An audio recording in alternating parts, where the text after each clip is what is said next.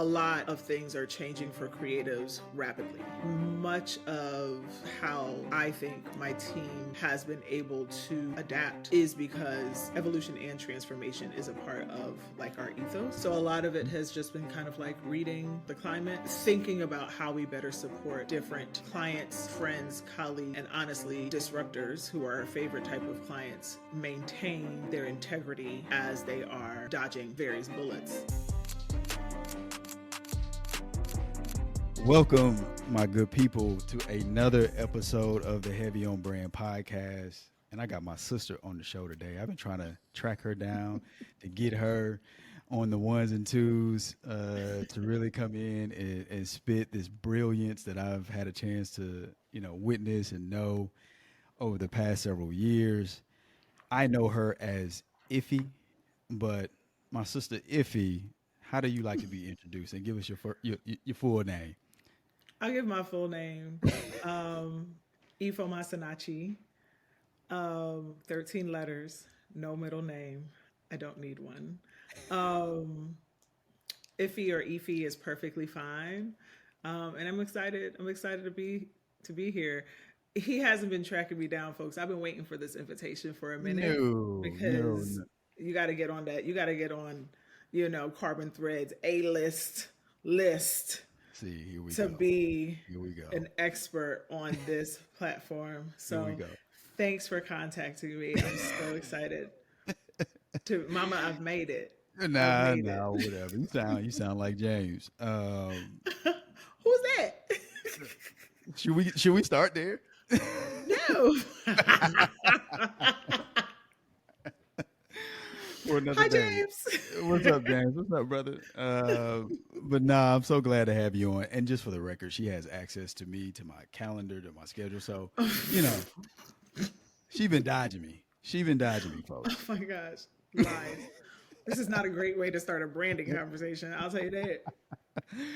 Oh man, but how you been? What's up with you? How you doing?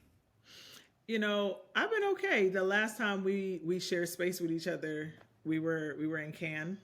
Mm-hmm. Learned a lot and have really thought a lot about space Yeah. and how important space is in how we tell our stories. Um, and even like what it means to be in a space for the first time. For Mm-hmm. both of us, that was our first time being there.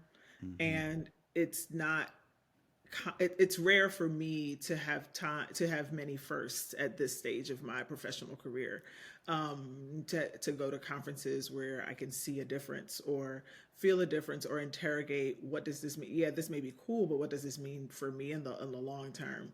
Mm-hmm. So a couple things that I recognize is that, you know after you and I got invited to be, at a couple different panels and just Mm-hmm. networking events. The first is like it may be my first time in a space, but I deserve to be in that space, Thousand right? percent. Yep. So a lot of it is just really calculating what are the spaces that I am showing up in, where are the spaces that I, maybe have not been intentional about Mm-hmm. stepping into, and what does that look like in this season. Um, and then, we always speak truth to power and realness. A lot of things are changing for creatives rapidly.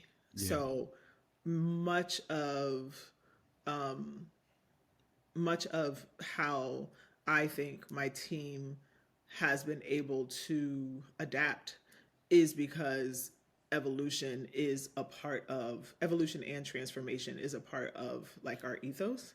Mm-hmm. So a lot of it has just been kind of like reading the climate, Yeah. and supporting different, thinking about how we better support different clients, friends, colleagues, and honestly, disruptors who are our favorite type of clients maintain their integrity as they are, dodging various bullets. So that's what I've been up to.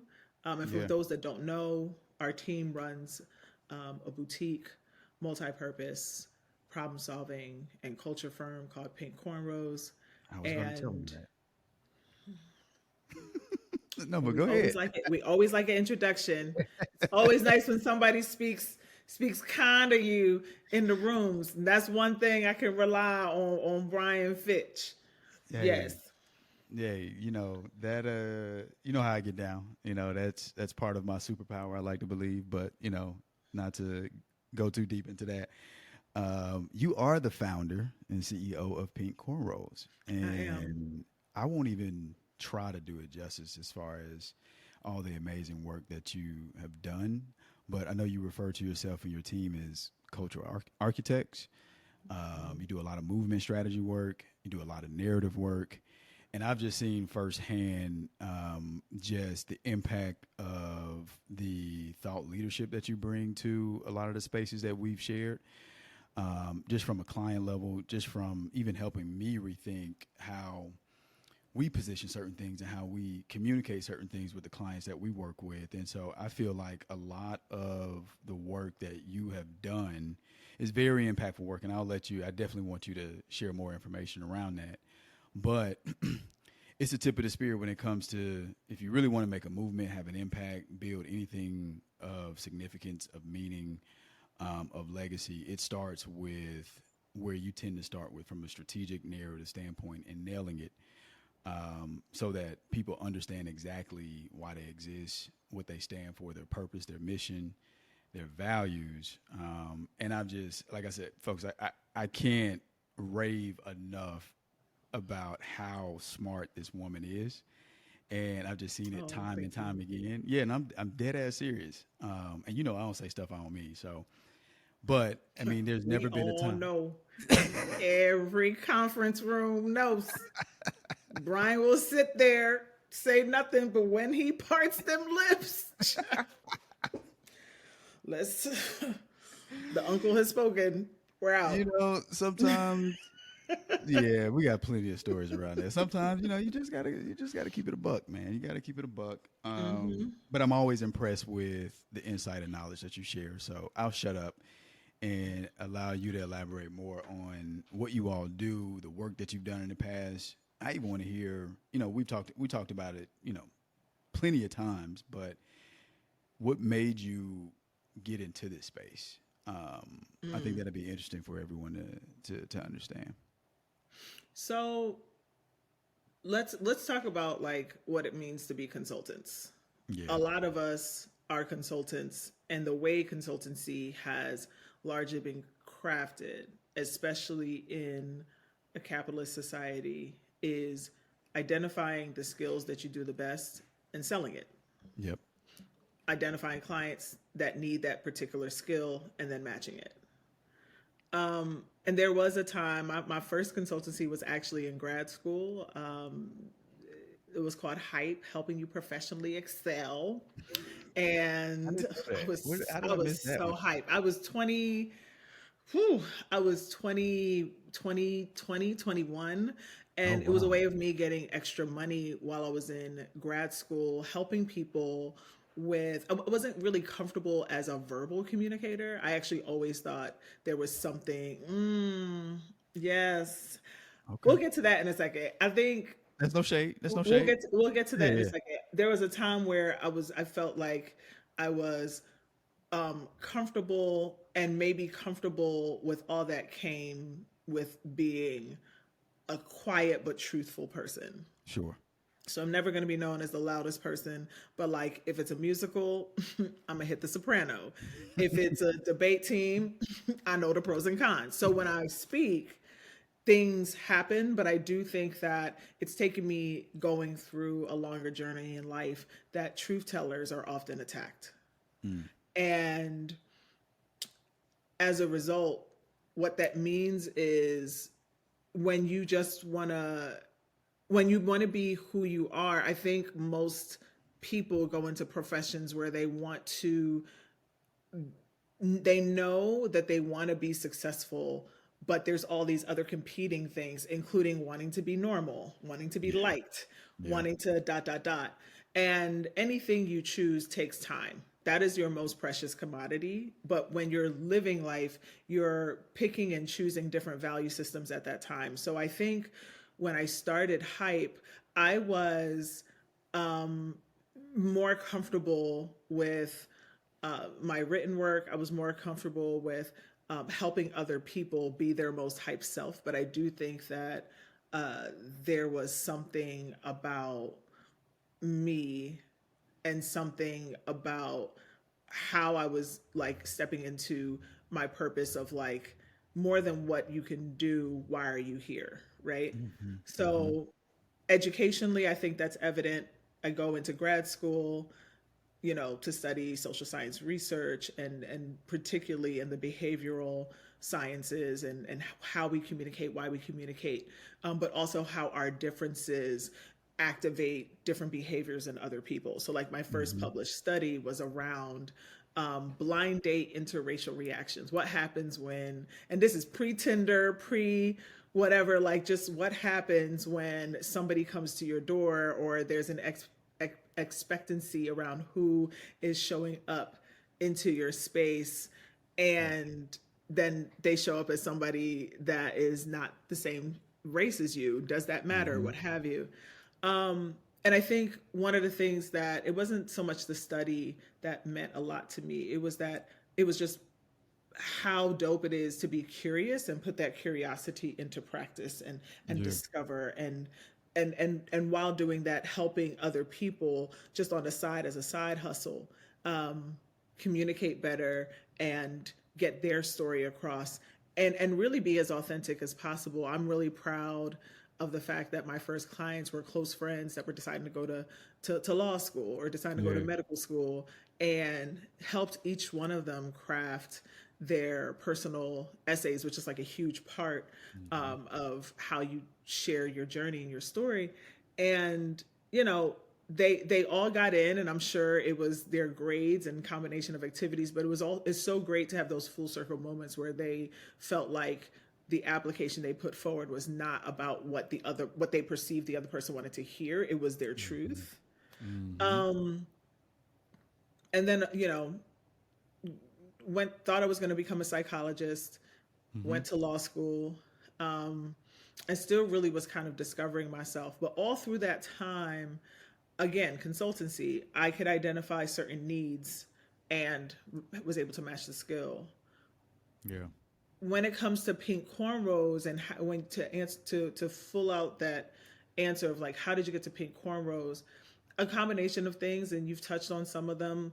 um, some of it was like being on the ground during the height of various movement activities, and there's some things that I consider movement that are not necessarily like mainstream, like post earthquake in Haiti, Hmm. and being on the ground and learning from uh, victims of gender-based violence who then would create their own armies within the camps to protect women who Wow. at that time were extremely vulnerable to sexual-based violence because their homes were destroyed. So now they're exposed, their children are exposed. And what does it mean to meet with them and help share their stories, bring their stories, to larger audiences? And at that time, I had worked on bringing and actually convincing certain elected officials in DC to fly a Haitian delegation for them to share their stories about the post earthquake so that we can bridge the gap between bridge the empathy gap by having people actually be like, oh, this is not just a story, this is a person, right? Hmm. I can see this person. I can speak to this person. How did you get And pulled into something like that? Or not well, pulled into, but how did you get involved? yeah, after law school, I went to get my LLM, which is so weird because it's actually considered a master's of law, and it's kind of Okay. weird because it feels like you're going backwards because a law degree is a terminal degree. Yeah. But for people that want a certain type of specialty, I went to get a specialty in conflict resolution and in advanced litigation. And what I really wanted to do was policy. I would just tell people I want to do policy. Mm. Didn't really know what that looked like. But when I did eventually end up on Capitol Hill in DC, I was working for an elected that really was connected to the diaspora. And I feel like that was a godsend. I'm first generation American. There's a lot of assumptions that people have about everyone's blackness, right? Sometimes we're Mm-hmm. all washed the same. We're black washed the same, or Yeah. we're black washed to be to lean into the divides of who we are. I grew up in a house where, and I think I've shared this with you before, that like inside the house, it was like coming to America, but then once you step outside, it was like Boys in the Hood, and Mm-hmm. reconciling those two worlds at times. Um, what the world taught me was that inside of my nuclear home, my parents, because that's all they knew, treated me as their firstborn Nigerian daughter. To the rest of the world, I was a black girl, whatever that meant. I was a black girl, so I was no Yeah. different than Tamika. I was no different than Shantae. I was just no different. In fact, the jokes that people would make around me, there were a lot of xenophobic jokes, making jokes about Africans, making jokes about, swollen bellies, all of this stuff. I Mm-hmm. would then, and I would hear it from friends, but then they would always turn to me and be like, "We're not talking about you, Ify, though. We're talking about the other Africans, right?" So I was always kind of the one that felt both exceptional and then also felt like I didn't always fit in with other people's perception of whatever black was. Mm-hmm. And while my dad was a political junkie, and there's some things that I got through osmosis, I don't think I really heard the word diaspora and really understood what it was until I was in this congressional office where my portfolio now meant tracking and covering certain foreign affairs, issues, which is, I think, is the, other than maybe economics, is like the largest learning curve if you don't Yeah. have that international background, right? So um yeah, like he trusted me with certain, um with just a huge breadth of issues. And I think it was my urgency to want to be useful and useful to Mm-hmm. my people, and at that time, without articulating it, recognizing that my people is global. And then I had the real responsibility of holding a portfolio at a time where funding was being ripped away from the issues that impact black people globally. So he was really serious about, like, I came in as a housing as a housing fellow, thinking I was going to be Mm-hmm. focusing on urbanization and, you know all the things that I think impacted me growing up. What does it mean to have green space? What does it mean to build out environments where we can all thrive? And I still feel like that's a noble, worthy cause. And the first thing he said to me was like, "You're going to handle this little thing called Haiti." And I was like, "As in the whole country?" Like, what? Wow. And so I just went all in. Like I Okay. was like, I said I wanted to do policy. And from there it kind of took off a life of its own. I co-created the Haiti cholera working group on the Hill. So brought all these staffers together. Again, it was a minority group, not based on race, but just a few staffers, because our bosses cared about Haiti, that we Mm-hmm. worked together. And and then I started taking delegation trips to Haiti.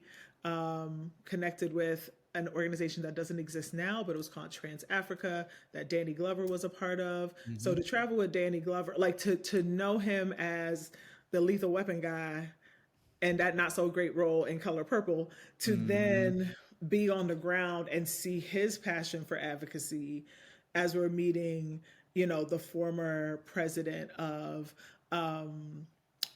Haiti, Aristide, and we're seeing the evictions of people by owners that don't want black people on their, they don't want their own countrymen on their land. And I don't speak Creole, Danny don't speak a lick of French, but he out there telling people, "This is not right. This is not right. We're Yeah. not going anywhere." And I'm here like, there are guns and machetes, but you know what? He said this is not right. And like there are videos of us Mm-hmm. like stopping an eviction. Wow. And I was just like, this is wild. Like not a That's crazy. high, like, Yeah. ooh, I love this, but just like, oh, we're really out here, in my opinion, in small ways, doing God's work. And all of this comes from just being curious about a space. So yeah, I mean, PC is not a linear path. Yeah. The reason why I talked about consultancy is because I don't think there's anything wrong with creating a business that matches a need that earns revenue. Where PC I think is different is I like to believe that, and we are unapologetic about the fact that like we do have a worldview, we do have a vision, we do believe in we do believe that every client can be a partner in world building the spaces that we deserve. So it's hard for us to say we do one thing. Yeah. That's why we say we're problem solvers. What is your problem? And if there's alignment in, yeah, you know what? Helping clean those pipes aligns with our worldview. Let's partner together. It feels more like a partnership, but it actually doesn't start with the narrative for us. It actually starts with like the vision. What is the world that we are hoping that we can get towards? What is the world that we believe is possible, however radical it may seem? And then, and to your point about narrative, and then what are the narratives that need to exist in the world for people to like align with both the path, but also believe that it's possible. So, you know, some things I feel like you can put on a scope when you say to people like, yep, we can deliver communication services, research, narrative, you know, and crisis comms. But then the other things that I think we also involve is like thought partnership. You're going to get rigor and challenge as to like, is that the right strategy? You're always going to have hope. And we're always going to be the ones to remind you of like the why, like, why are you doing this? You know, and sometimes that can be conflictual depending on the client, but you know, that's, I think at the core, it's an honor to build a consultancy that way. So that even when times are hard, we still have enough of a why to partner with folks, regardless of the revenue, so that we can still keep making steps, however incremental towards that vision. See what I mean? That's a lot. I mean, yeah, Please it's a lot. edit. But I mean, I need the edited cut version. yeah, we'll do all that. I don't actually know because you just said too many good things. So this is my show. Let me remind you of that. Oh, So we're gonna keep all the greatness in there. correct. But I mean, to what I was saying earlier when we were doing the intro, I mean, this is the stuff that I've been able to witness from Ify over the past several years. And I think, you know, one of the things that I'll never forget, two moments I'll never forget, is I think the very first meeting you and I sat in together, it was a conference, and everyone was going around the table sharing kind of their perspective on a particular thing that we were working through with the client. And you began to give your perspective on what, I can't remember what it was at the time, but everyone was captivated. I'll never forget that. I remember sitting across from you kind of and thinking like, yo, I don't know who this is, but she got it figured out. Was this in person? This was in person or It was down over? in Florida. Yeah. Oh, yeah. Okay. Yeah. Aside from our Zooms, this was the first time we actually like met each other in person. Yeah, like I think that was the first time I ever met you in life. I think yes. you. I'm I'm certain of it. I won't forget it. Okay. Maybe. Yeah, we probably had been on Zoom calls together, but that was the first time I was like, oh, well, who is that? Let me tell that meeting though, ladies and gentlemen, that was the first time I recognized, please don't try to read Brian's face. Like, Brian was one of the people that I was like, yo, you know, this brother is really like, and then here I go following up with a small working group, like, okay, so what I think we need for this campaign. And Brian says like two sentences like, that's amazing. But then what do people do after they get onto the website? You need something more than that. And like went to get water and everybody just like ripped up back to the drawing board, folks. Who this cat? He sat here for 3 hours, said nothing. I remember that meeting. I was just observing. That's all. I was taking in information. That's it. But the second thing I remember too is this is when I I've always appreciated just your approach and just the strategist you are. But I think when we have been working through a number of concepts, and I saw your concepts come to life. And shout out to Jason, he was a part of that too. But you had all these ideas around movements and different ways to build these various movements in the form of like campaigns and things that were very, very tangible. And it's rare that I personally go into meetings with clients and there's someone else that's in the room that has already kind of figured out the narrative piece on the front end without CT or myself having to do that to do that work. And I was like, God, man, like I gotta tighten up. Like, but I was excited because the work was so dope. The ideas were so incredible. I'm like, man, we need to do more of that and more of this. So like those That's are dope. very specific moments that I'll never forget. That I was a part Yeah, of with you, for sure. we were all role players. I think for people that don't know, Brian, myself, and the brother Jason that he mentioned, we all worked for an organization that was on the intersection of like culture, tech, and innovation, and all of us have skill sets that touch on branding, Hmm. storytelling, visuals. It felt great to, and it always feels good when you don't have to do all three Hmm. because my task then, that was the first client where my sole task was really not to necessarily focus on the visuals of the narrative Hmm. or the public display of the storytelling, both of both of which I'm concerned about. So that's why I think we worked as a team to like kind of Hmm. discuss, what those aspects are, especially if there are aspects that are so crucial to the storytelling that they just can't be compromised. But Sure. yeah, I will say likewise that the trust was there. Anytime you're working in a space with other creatives, number one, I think I'm just always blessed to be in a space of creatives and specifically Black creatives because we bring so much knowledge to the space and Hmm. we can talk in ways that aren't limited to academic formulas, but we also got those, right? So it's Hmm. cool to Hmm. see Carbon Threads formula on branding, Hmm. even if it's different from Pink Cornrows, and be like, yo, I follow it. Like, Yeah. I Yeah. know on the other side of that equation, the client is going to get a dope product, right? Same thing with Studio J. Lauren. And I think once you recognize the dopeness that all three organ agencies, or however many for those that are listening, when you can building trust with other creators is really important. And I think some of it starts with like conversations like this that get a sense of Hmm. like how do you land the plane, right? Like Yeah. share with me campaigns that you've worked on and what is the end result. When you can follow somebody's journey and you can follow the methodology of how they move, then it's like dope. How do I fit in, right? Like I don't Hmm. every formula doesn't have to be one person's formula, but if you're holding the storytelling, if you're holding the narrative, then it's really about how do I help guide my partners as to like, yo, these are certain aspects that I'm thinking. This is what I would like to see. This is the wraparound conversation that we want the public to be having. But then like y'all do what y'all do Yeah. to make that happen.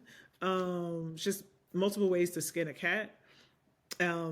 And it's always really good when like all the different pieces are like both independently dope but also know how to collaborate. Yeah. Another thing that is rare, but and I'm sure you've been in these spaces too. When you work with a client and there are multiple agencies at the table, it can be very easy for it to be kind of a territorial type situation. It can be a piss and match in many ways. And it was never that with us. And to your point, we all kind of touched a lot of the same things, but I Mm-hmm. think it was the shared understanding and respect and true acknowledgement of each person's just talent, right? Yeah. And removing the ego. Not that any one of us came to the table with any kind of ego, but it's almost hard to not size up the other people, especially if they do something that you do, right? I think in many ways it's healthy competition, but it was never that kind of energy between us, and it happened quickly too for us to recognize, like, yo, these are really really like partners, and I can immediately see like how great she is, her talent. I can immediately see Jason's talent and know, like, you know what, he's even better suited for a lot of these things than we may even be. I know this is the space that we own. So I just really appreciated us being able to coexist in a way that did not become contentious. And it was really around, wanting to do what was right by the client and the work and the mission. But then also, I feel like we each took a vested interest in the success of Pink Cornrows and the success of Studio J. Lauren. I felt like the both of you have always rooted for CT, and that it was just such a cool thing to be connected to.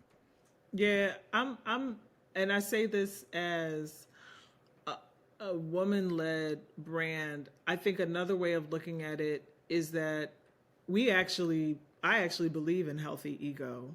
Okay. And not Yeah. and it doesn't necessarily have to be competition, but I could see how the two, whether you come into it where it's like no ego. I just don't believe that no ego is real. I hear Yeah. it. I hear when people say it, but I'm like, actually, let's flip it. So when I used to do mediation, or when I've done like hardcore legal contractual work, usually what Mm-hmm. I'm trying to find out from the client is like, at the root, what do you want? Right? Yeah. What do you want? What do you want in life? What do you want from this transaction? That's all connected. A lot of it is connected to ego. Like, some of it is material, but a lot of it is connected to how that individual feels that they what is it that they feel that they deserve? What is it that they Mm-hmm. feel they can contribute? But ultimately, like, what is their calculus on winning? Yeah. And I think that for all of us, hands down, we're winners.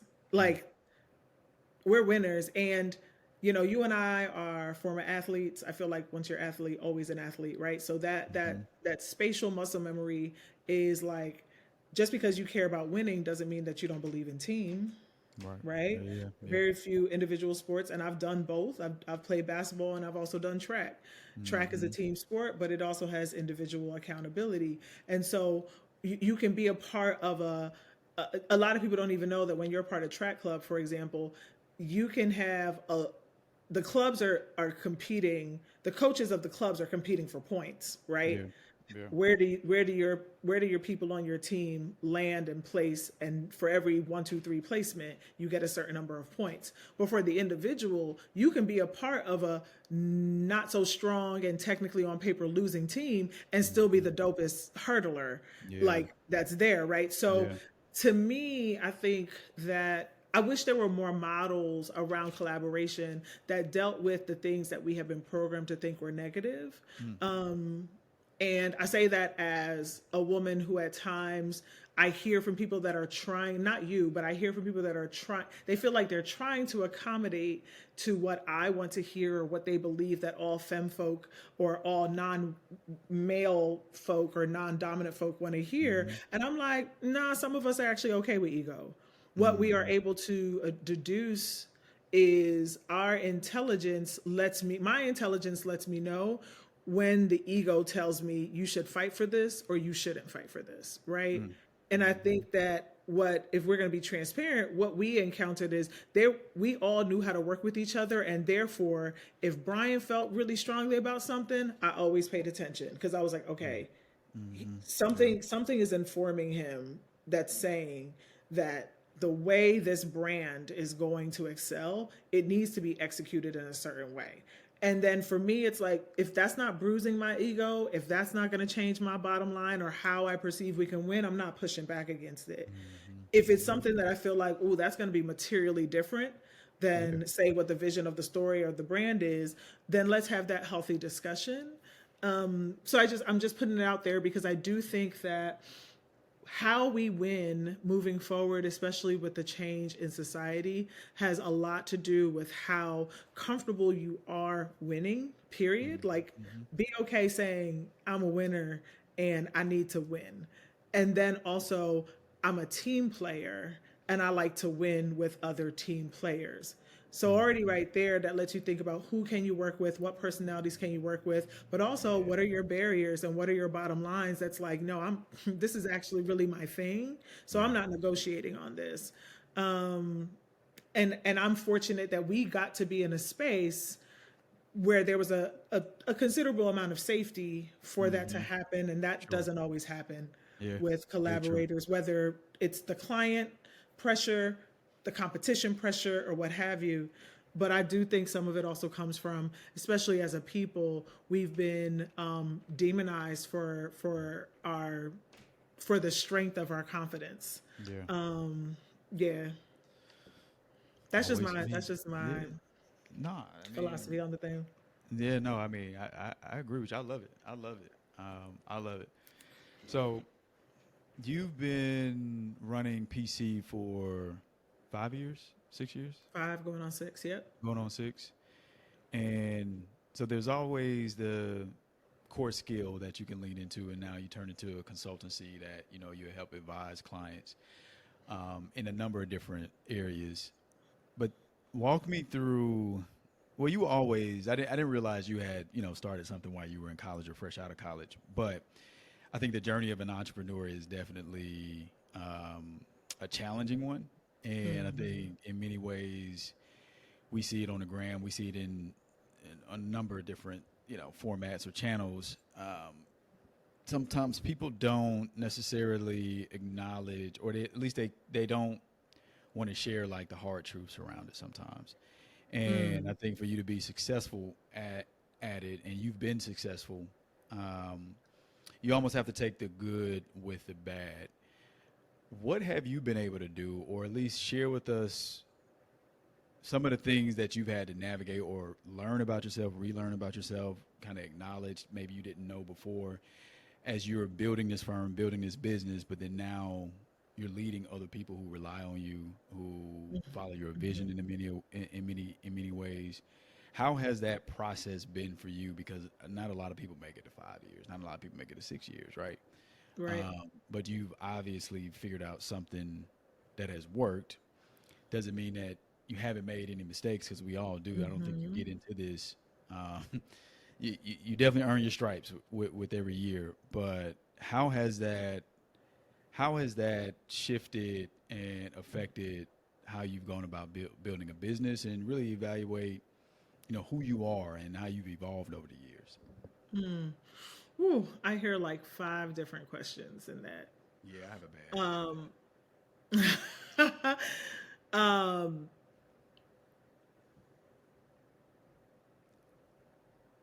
so there's something that your friend Bakari Sellers that. says Hmm. a lot that sticks in my mind with the conversation that I had with him. Hmm. And he said, I don't know if I'm successful. Success is for other people to determine. And it was wild when he said it because it relieved me. Yeah. Like, whew, okay, success is none of my business. Yeah. So I think it's important for the listener to hear. And again, I Hype was not my last consultancy. I had 3 other journeys, including co-founding another kind of like policy think tank right before PC. Hmm. Um, That's what we talked that about in Can too, like that whole situation connected to that. Okay. Yeah. we'll Crazy. leave it off of the podcast. It Yeah. was crazy. Yeah. It was crazy. Which is also to say that I had no problem saying this. Like, think think about team players more deeply Yeah. than just identity. Think Hmm. about character, integrity, you know, and what does it look like? My mind as somebody who's trained in conflict resolution, I'm never thinking about what are things like when things are going well, because that's where people want Hmm. to focus on success and wins. It's really, how do you lose? How do you Yeah. conflict? How do you Yeah. fight? I'm Yeah. more concerned about that. And it looks different in the professional world because people aren't necessarily coming to fisticuffs, although sometimes I wish we could handle things um, in you know the way the street would handle things, Right. as long as everybody's still alive on the other side. And I say that to say that there's a truthfulness behind rage that I think gets covered with a whole bunch of toxic positivity in like the professional setting, which then means that when people are or enraged, excuse me, or people feel like they're losing power or they want to regain control, there's a whole range of passive tactics that people use to do that, that for somebody like me doesn't really align with my ethos. Like if you really are upset or you think that I'm going to take something that you got, dog, you might as well just say it. Because unfortunately, I have the gift of already seeing it. I'm tired of playing these games. Yeah. What do we need to do? And so that's one of the things I had to learn, is that your plan around business, it's so crucial for you to think through, even before your first hire, who would your first partner be? And if you want to be a solo entrepreneur, if you want to be an entrepreneur where you are running as a CEO, as a solo entity and not necessarily having this like expansive C-suite, there's nothing wrong with that. That means then how you partner with other people, there needs to be a lot more discussion around partnership, ownership, distribution of, not just revenue, but if there ever were to be a split of assets. We don't necessarily think like that until there's a problem. So people tend to have attorneys on retainer and tap them when the fire has already happened. Yeah. But if you think more about maintenance, then it's really, how do I consult with advisors and attorneys to give them the permission to ask me questions around, if a problem were to happen with partnerships in this way, are y'all prepared, right? Do y'all have a mediator on standby just in case there is a fire? So just throwing that out there. So success is funny because when you feel like you're still on a journey, it's like, I don't know if I've ever been concerned about being successful. I will say that when you are an entrepreneur in this society with, you don't want to fail, which I've also evolved in my definition of failing. But what does failing really mean? You don't want to be in debt. You don't want to be broke. You don't want to and both of those things kind of deal with the economics. And I think that that's where a lot of business owners, but especially Black and or femme and or queer and or whatever these intersectionalities, you start a business really thinking about the both and of like, I really want to do something that I like to do and that I'm good at, but ultimately I don't want to fail. Right. When I started PC, we started differently. For, like I said, I think part of the reason why we are really good at helping people create not like visions and then the steps to achieve that vision is because we started with vision first. We started with a vision, and we started with like, oftentimes when we think about infinity, we think about infinity moving forward. But for me, I thought about, well, what is really our bottom? And my thing is like, is it possible to create a business where there isn't really a bottom, i.e. that there really isn't a narrative that's around failure? And for me, it may seem silly, but for me, I actually said this when I graduated from law school, when people were like, what are you going to do? I remember saying, as long as there's a problem, I'll never not have a job. And I just knew that I know how to identify gaps. I'm a strategist. I like to help people solve things. I may not always be able to control the revenue stream for any of these strategies, but as long as there's a problem in the world, I can be there. I can fill it in. So there's no bottom. Yeah. There's Yeah. no bottom for me. Even if Yeah. PC itself doesn't necessarily continue, that may be a reality of circumstances or could be a choice.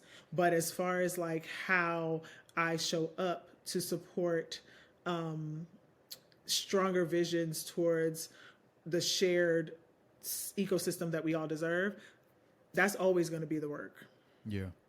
Yeah. You said a few things that really hit home for me, especially because before starting CT, as you know, I was at another agency, and I was a partner in the agency, and I didn't really take seriously the legal considerations that I need to, because things were working right. It wasn't Mm-hmm. until things stopped working and we ran into some challenges that I was like, oh, what about this? What about that? And it was a hard but necessary lesson, um, Mm-hmm. of just making sure that if you do anything else in the future, you have certain affairs in order, and you got to have the right conversations with people, especially as you get into partnership with folks. You got to have the right conversations as to, okay, when everything is working, like what does that look like, and when it's not working and we're at odds or we have a difference of opinion, what does that look like as well? Like you got to have those conversations because everyone wants to, in the beginning, right? Everyone wants to say, oh, it's going to be the greatest thing ever, right? But it's just not the reality, especially when you have Mm-hmm. people who have different perspectives, backgrounds,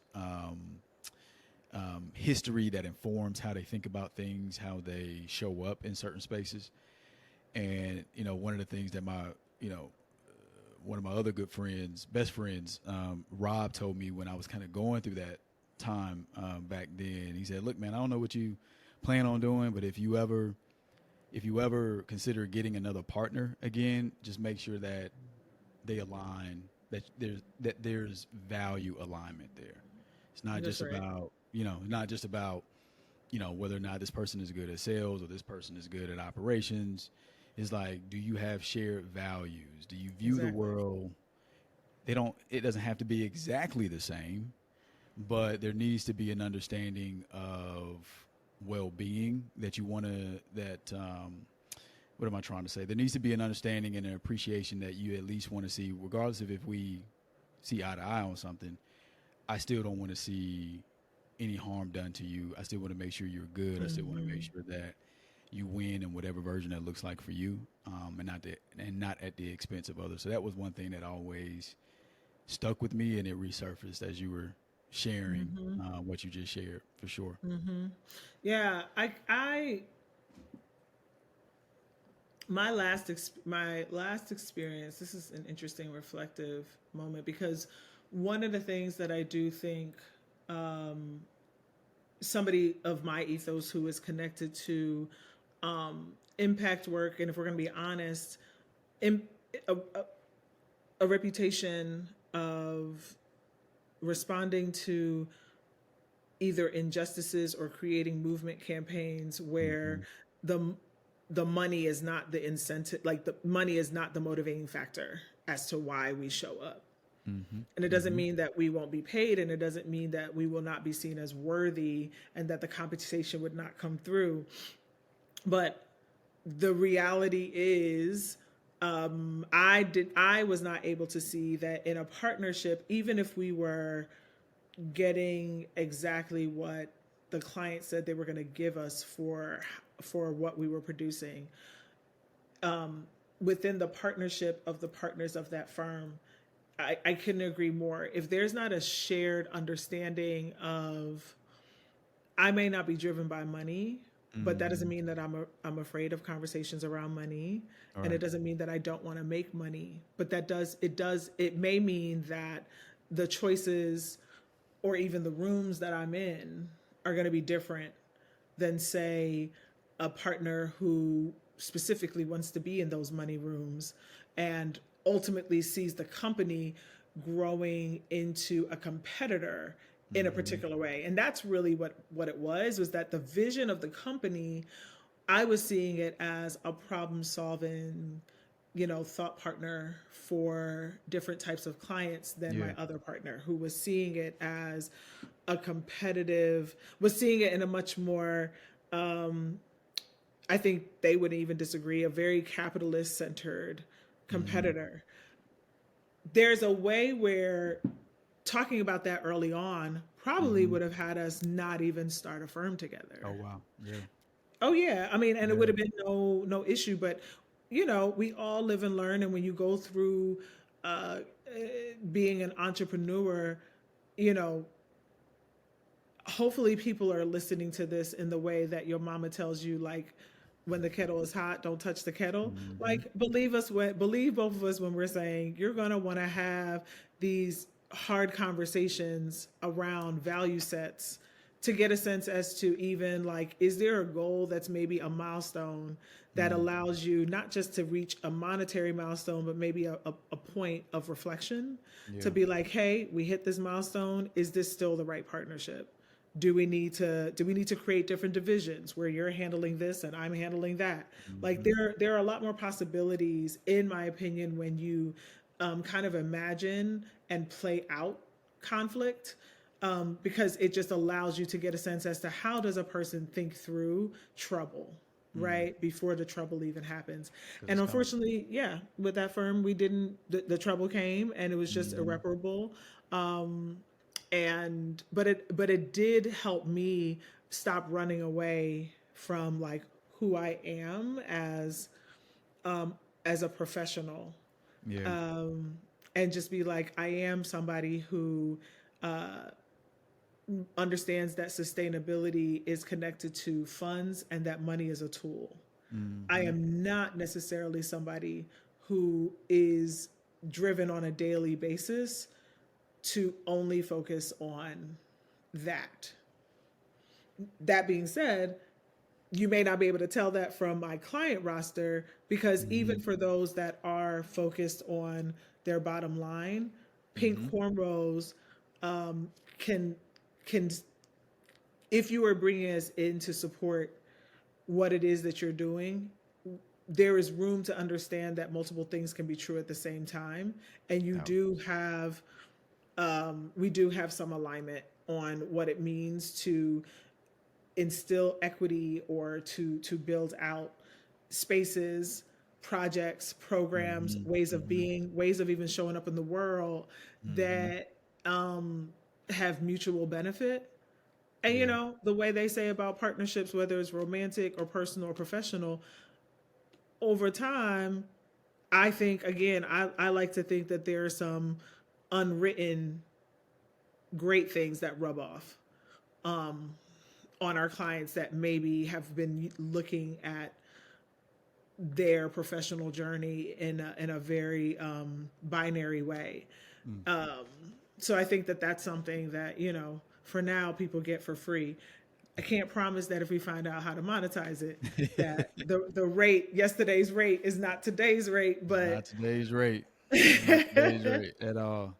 Nah, man. I mean, it's again, it's and we talked about it even before we hit press record, but you embody what this podcast is about.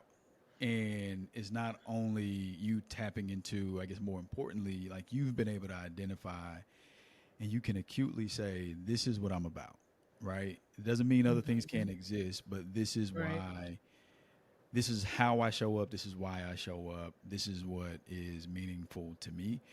And that process and that understanding of yourself bleeds over into the work that you do for the clients to help them do the same thing. Because when you're talking about narrative, it's synonymous in many ways to branding, right? Who you are, how do you show up, how do you communicate that to the masses? What are you what are you willing to stand 10 toes down on, right? And what do you not compromise and negotiate, right? And it's such a cool thing to see someone who lives and breathes that for themselves, but then has figured out a way to do the very same thing for the folks that have problems that need to be solved, and you solve them in a way that's true to you, that's true to them. But then, ultimately, I won't say ultimately, not only does it help them further along that movement, whatever that looks like, but there's real business impact for showing up that way. And Yeah, so you know how we get down around this. Like, it's sometimes people shy away from that, and it's like, no, that's the absolute thing you need to be leaning into. exactly. I mean, it's so funny as you were talking.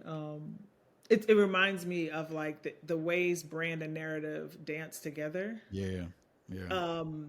And I can hear when people talk about their brand, or I want to work on my narrative, and sometimes they actually mean their brand, but they're Hmm. using the term narrative. So even just some brief, like, you know baseline definitional setting, I would love for people to think of their brand as their reputation, or Hmm. as their identity in a given moment, usually in comparison to the market, or the, you know some type of environment. And environment is twofold. Environment is the audience that you're trying to attract, Sure. and environment is also your competitors, right? So like brand is literally there as an identifier, and in a market it's also there to distinguish, like, why are you Hmm. different, and Yeah. why should somebody go with you, or why do you exist. And the narrative is there to support the brand, right? The narrative allows for the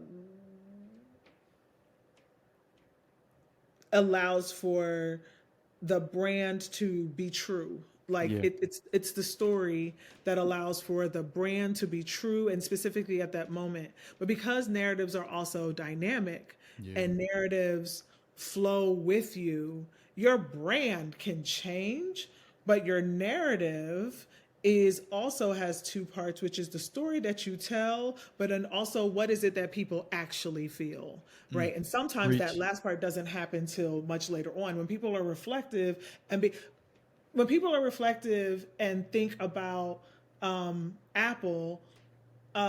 Leaders have come and Hmm. gone, Hmm. tools have come and gone, some have been better than others, but the narrative will always be around transformation and innovation, even if the brand at any particular time is static, or Right. represents a certain period in time, right? Right. Right. And the brain, and then the question you should be asking is, what part of the narrative existed when this part of the brand was there, Yeah. right? And how has that changed, or how have they remained consistent to themselves? And I put that out there because oftentimes we talk about narrative as being kind of authentic and blah blah blah, and when people hear authentic, the assumption is that your narrative has to almost always be the same at every stage, and it's actually not necessarily the case. It's like, Hmm. it, the way human behavior is, in many ways, an organization, a company, a campaign, the hope is that what I show to you as a logo, which is part of the brand, Hmm. lands as my truth, my authentic truth. And that is connected to the story. Otherwise, it's just a logo. Yeah. Yeah.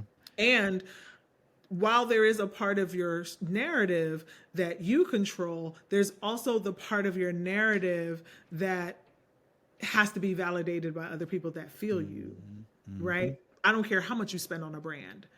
There has to be a part that's like, yeah, but that doesn't align with your story. And I think that's sometimes why, um I mean, right now we're seeing a whole battle with this whole Cracker Barrel thing, and Oh my gosh. Yeah. Yeah. I'm trying to get into it. But if I were to look at it objectively, what is it that people were really saying? For the record, for people, if people haven't recognized, I Hmm. could care less about anything with a cracker, and I could care less about anything Cracker Barrel adjacent. That goes for you too, Denny's. I'm not with it. But if I were to look at it from a storytelling perspective, what was clear was that the brand, Hmm. for a lot of people, also reminded them of a story. Whether I agree with that story or not, they felt like that brand is super authentic to who we are, what our values are, and we don't want to see any changes in that. And so that's, to me, that's when the ways that your story and even the stories in other people's minds, how it can be more powerful than even the brand. Because here's a company that's corporate, it wants to evolve, it wants to move forward, but the audience said to them, hold on, partner, we like the story We of like the Cracker story. Barrel. We We like would the like to story. see the cracker and we would like to see the barrel.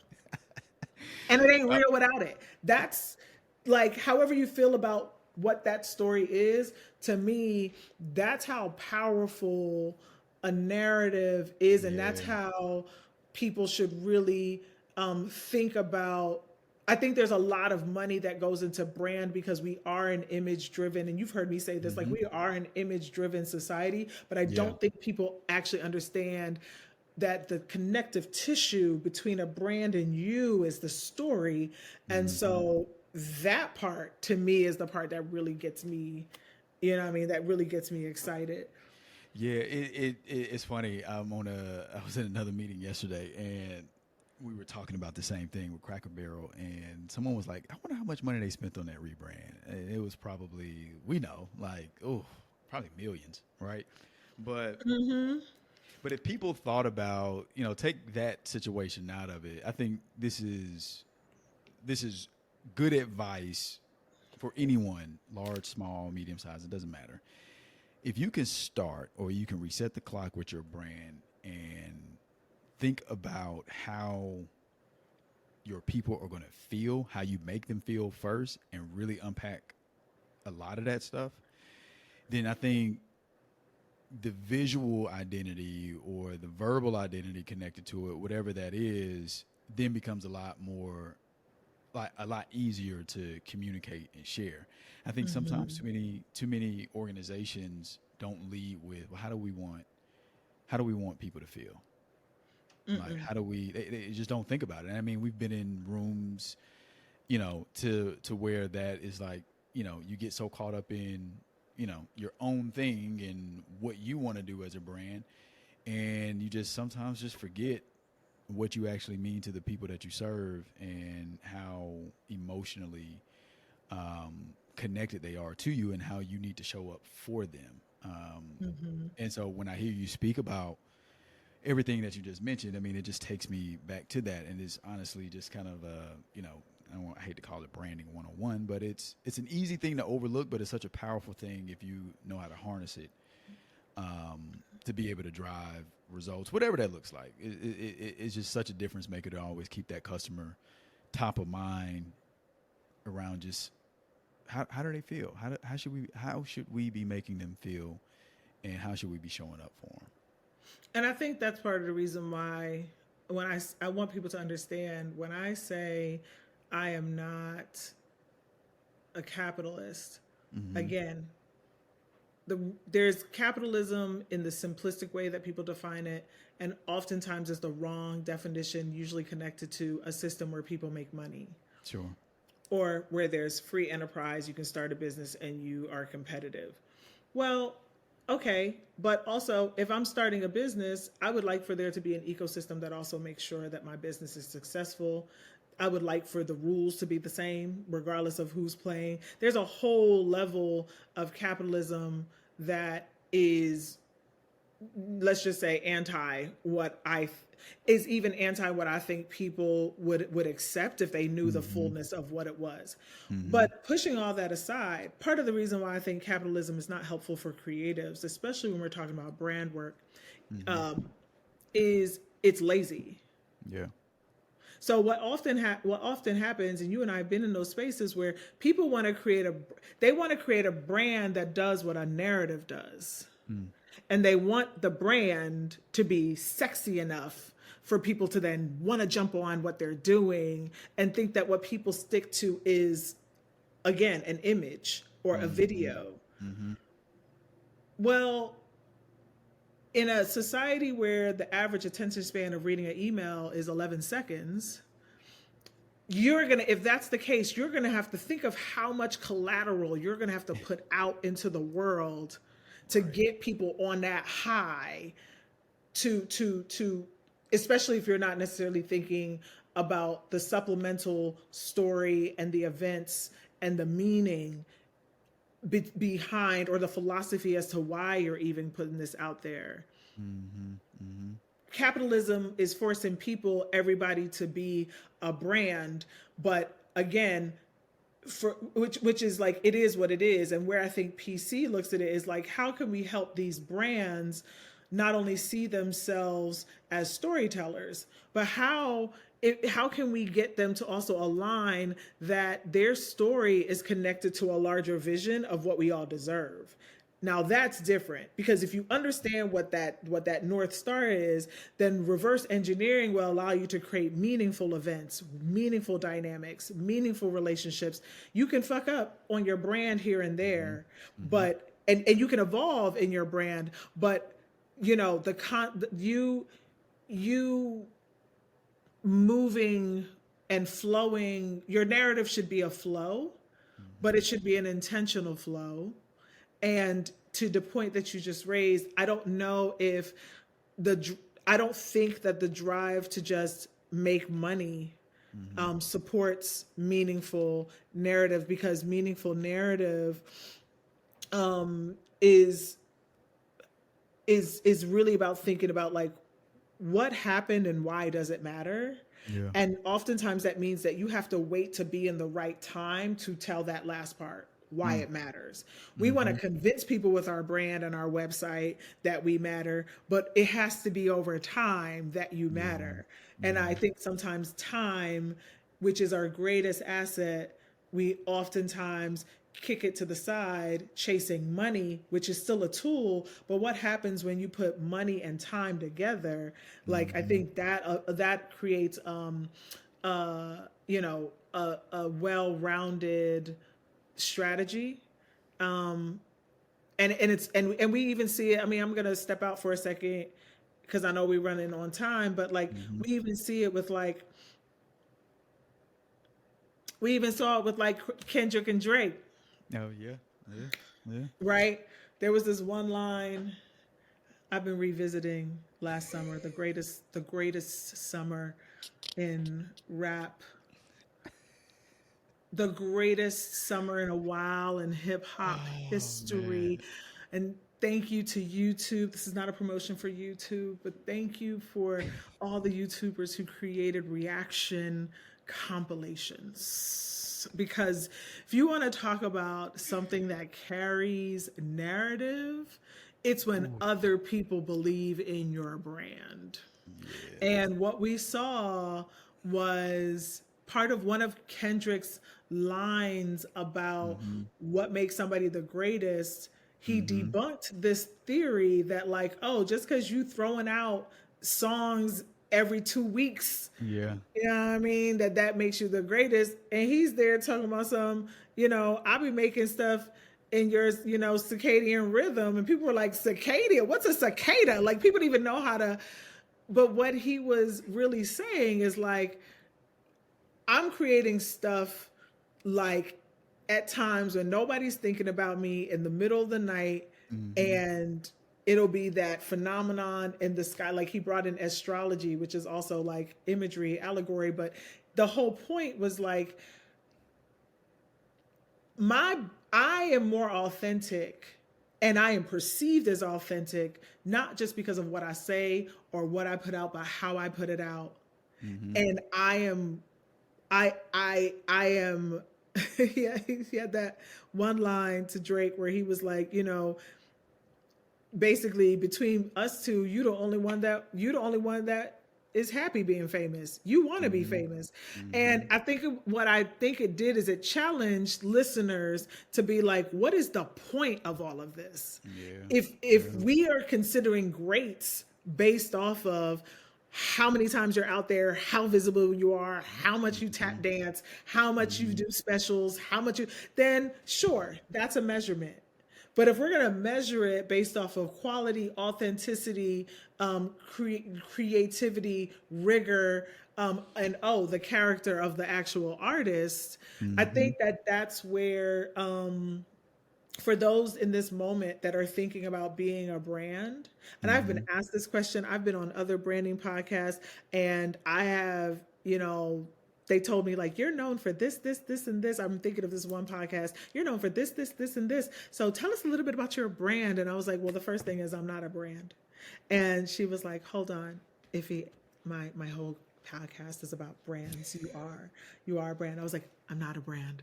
And I wanted, and it's possible that I am known for certain things, and I could also be in denial that I am a brand.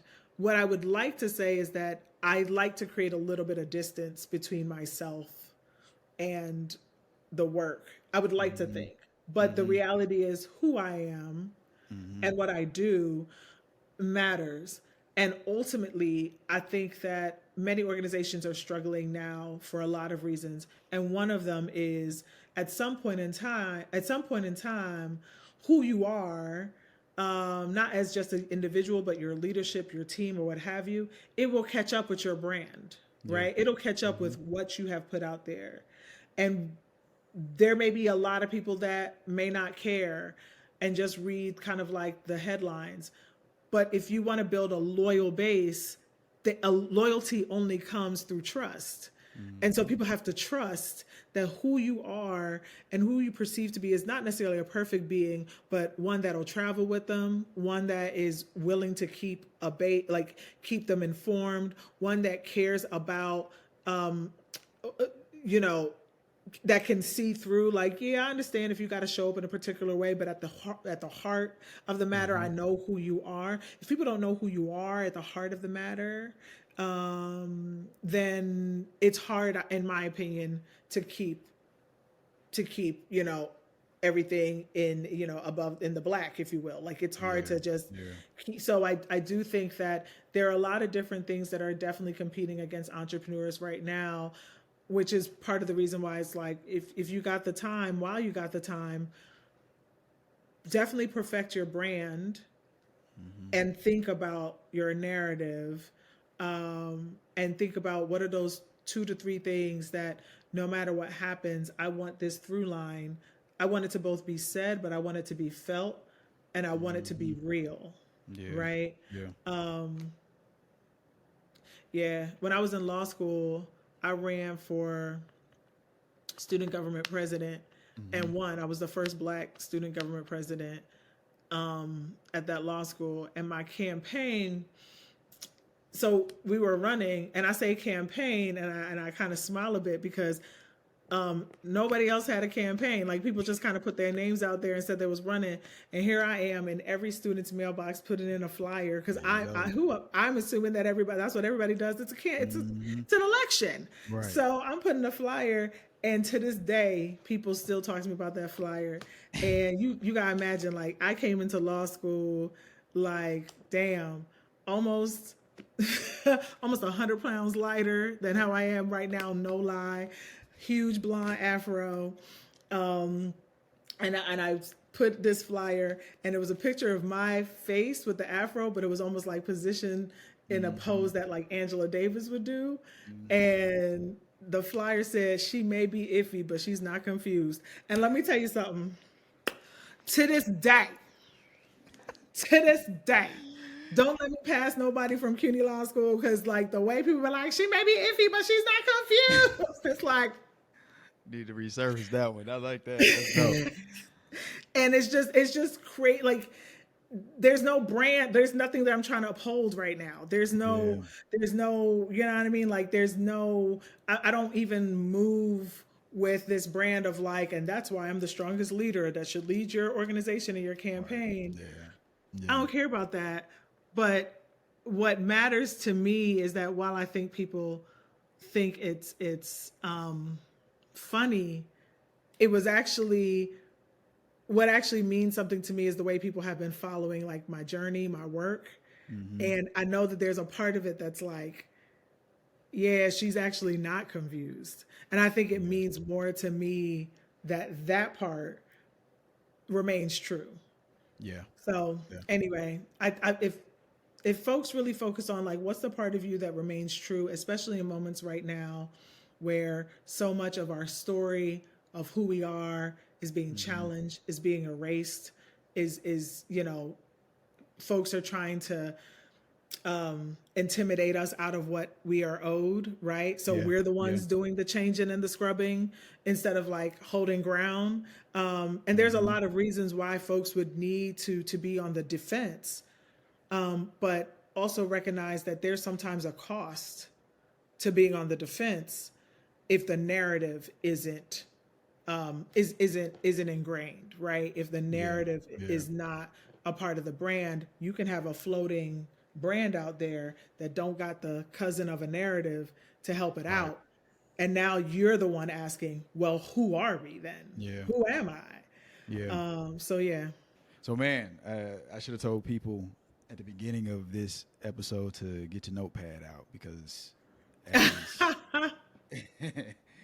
as I knew you would, you were going to be dropping gems throughout, and it's a masterclass, man. It's a masterclass on branding, narrative work, just being who you are. So my sister, I appreciate you so much for thank you for having me. One, just being on this show, but just always being such a supporter of what we do.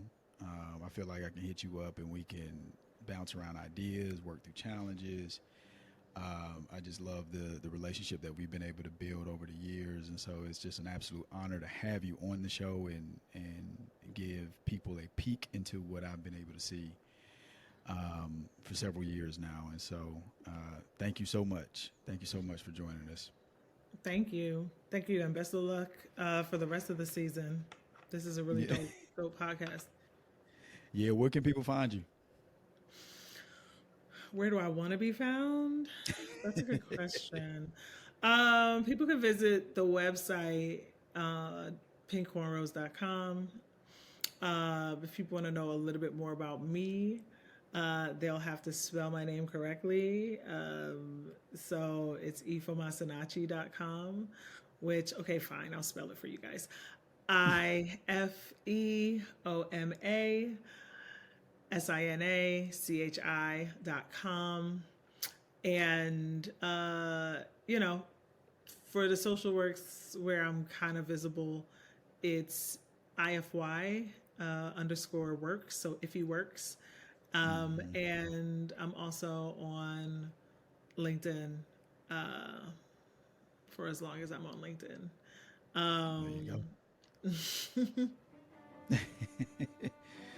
Well, cool, folks. Thank you again for joining us for another episode of the Heavy on Brand podcast. Until next time, appreciate you. If you enjoyed this episode of the Heavy on Brand podcast, be sure to like, subscribe, and hit that notification button. If you need more information on all things marketing and branding, check us out at thecarbonthread.com. Until next time, stay heavy.